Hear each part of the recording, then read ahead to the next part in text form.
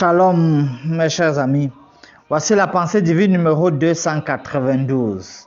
David et Jonathan. 1 Samuel, le chapitre 18. Ce qui crée le rapprochement amical de Jonathan vers David, c'est la victoire ô combien éclatante de David sur Goliath. Ça a fasciné, ça a fasciné Jonathan. N'oublions pas, Jonathan, c'était quelqu'un de courageux. Mais généralement, c'était la pièce maîtresse des victoires de Saül.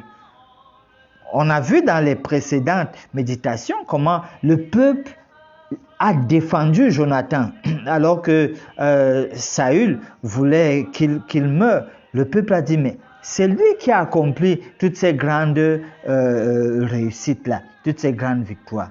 Donc, quand Jonathan voit ce que David a réalisé, il est fasciné. En fait, Jonathan fait preuve d'honnêteté intellectuelle, d'humilité professionnelle, lui, pour reconnaître que lui, il est courageux, mais David est plus courageux encore.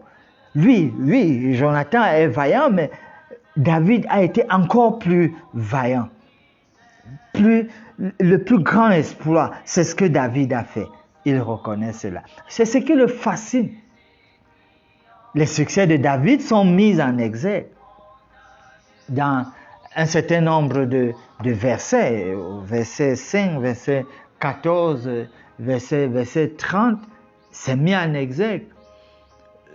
Verset 30, la fin dit, David avait plus de succès que tous les serviteurs de Saül et son nom devint très célèbre. Alors, ceci va donc irriter Saül. Et Saül craint tellement David, il le craint, qu'il fait même des stratégies et il manigance pour le tuer, y compris en prenant David comme son gendre, puisqu'il donne Mika à David. Il donne sa fille à David. Sur la base du verset 28, que dit le verset 28? Saül vit et comprit que l'Éternel était avec David. Et Michal, sa fille, aimait David. Donc, un tel verset où Saül lui-même, l'ennemi de David, est capable de voir que Dieu fait vraiment des choses avec David. Sur cette base, chers amis, nous pouvons bien voir que les ennemis d'un leader intègre sont capables de reconnaître que lui, il est véritablement enfant de Dieu. Puisque c'est ce que Saül fait ici. Il comprend que c'est l'Éternel qui donne la victoire à David.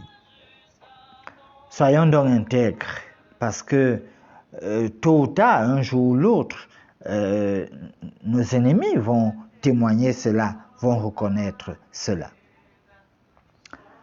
Prions. Dieu notre Père, ah, quel bel exemple de Jonathan qui reconnaît de plus grandes prouesses, la plus grande vaillance, un plus grand courage à David. Et du coup, il en est fasciné. Donne-nous de reconnaître le mérite de ceux autour de nous.